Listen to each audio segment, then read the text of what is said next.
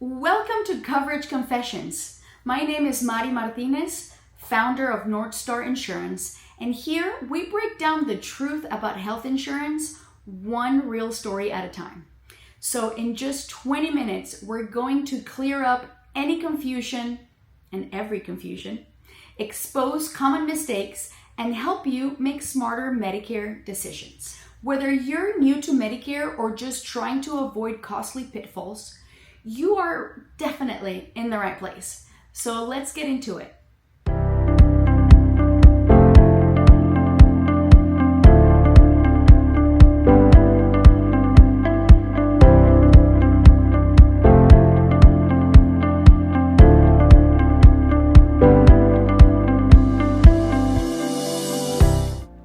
Today's confession comes from a listener named Robert, who reached out with this concern. I am 68 years old, still working, and I have employer health insurance. I keep hearing different things. Some people say that I must enroll in Medicare, while others are telling me that I actually do not have to. I don't want to make the wrong choice and end up with penalties. Nobody does, Robert. You're not alone on that one. What should I do? So Robert's situation is something that actually a lot of people face. It's quite common, and the answer isn't always simple. So today we're going to break down everything that you need to know about Medicare while working past 65, how it interacts with employer insurance, and whether enrolling now or delaying is the right move for you. All right, so let's get into Robert's question. Do you have to enroll in Medicare while still working past 65? Well, like most things in Medicare, the answer is, it depends. So let's break it down together. If your employer has less than 20 employees, Medicare has to be your primary insurance, which means you must enroll in Medicare Part A and Part B to avoid big coverage gaps and penalties. No way around it. But if your employer has 20 or more employees, then your job-based insurance stays primary and Medicare is secondary.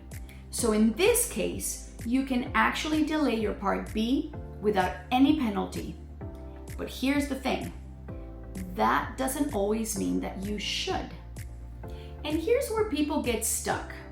Just because you can actually delay Medicare, does it actually make sense to do so? Well, let's look at a few key things. Let's be real. Cost is a huge factor.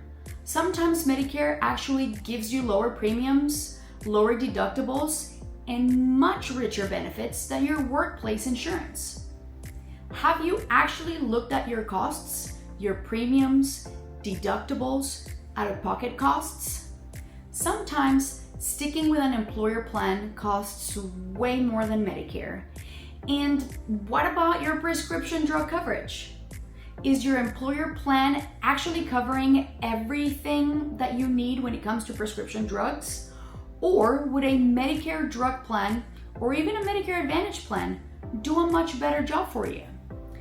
One big difference people don't always realize is that most employer group plans don't have a maximum out-of-pocket limit, meaning there's no cap or limit, like the name says, on what you might have to pay in a calendar year. But Medicare Advantage, for example, Medicare Advantage plans do have a maximum out-of-pocket, which can give you financial protection by limiting how much you'll spend on covered services annually. Another thing, if you have a health savings account or HSA and want to keep contributing, you should not enroll in Medicare because Medicare will disqualify you from making further HSA contributions. Super important here, if you plan to retire soon, it is best to stop your HSA contributions at least 6 months before enrolling in Medicare to avoid tax penalties. Even if you stop contributing, you can still use your existing HSA funds for qualified medical expenses, including Medicare premiums for Part B and Part D. So if you're still working, my advice, don't just assume that staying on your employer plan is actually the best move. Let's run the numbers. You've got to run the numbers. Make an informed decision after you have done that. All right, so now let's say you're working past 65, but retirement is right around the corner. What happens next? Well, here's the deal. Listen up. You get an 8-month special enrollment period, or SEP, to sign up for Part B without penalties after losing employer coverage. But, and this is super important, if you need Part D drug coverage, you only have 63 days to enroll after losing employer drug coverage. Why did Medicare decide to give you 63 days instead of maybe 60 or even 65? Don't ask me. But just know that it's a much shorter window, so please don't wait. Now, to apply or activate your Part B, you'll also need to send in 2 forms. The first one is called 40B, which is the actual Part B application. You're gonna fill it out, submit it, and with it, Form L564, which proves that you had employer coverage, so Medicare won't charge you a late enrollment penalty as they would if you didn't have any coverage at all. And listen, COBRA does not count as creditable coverage for avoiding Medicare Part B penalties.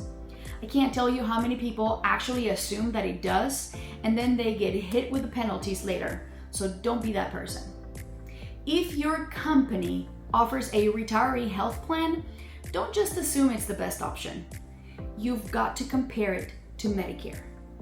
Because some retiree plans have high premiums, high deductibles, very high deductibles, and they might not even give you full Medicare benefits. And what about spouses?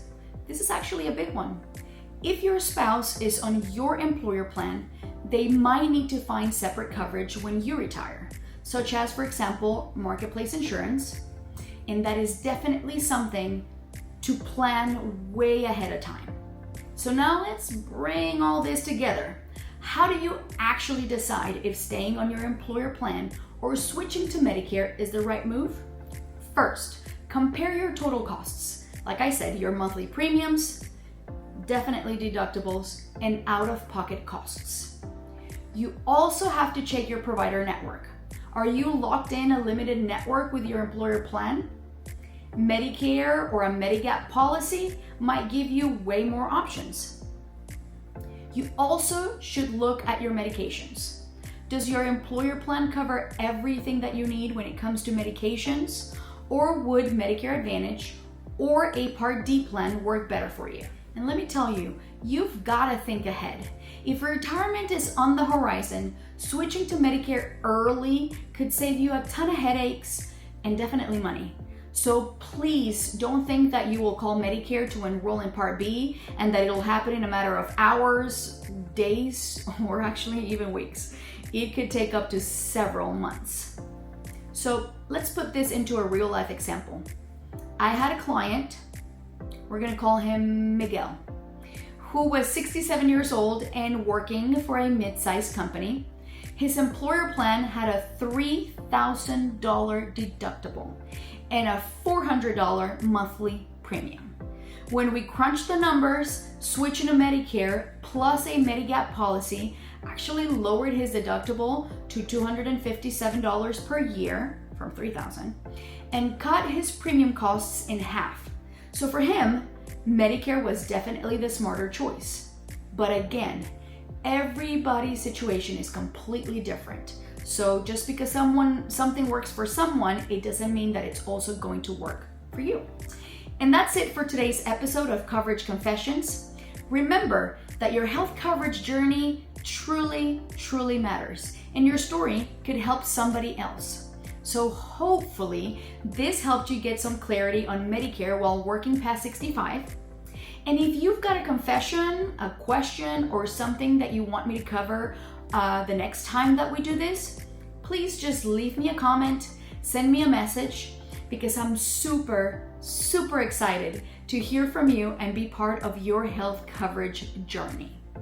And of course, if this video helped you, please don't forget to like, subscribe, and share. It means the world to me, and it helps me figure out what to do to help you better next time.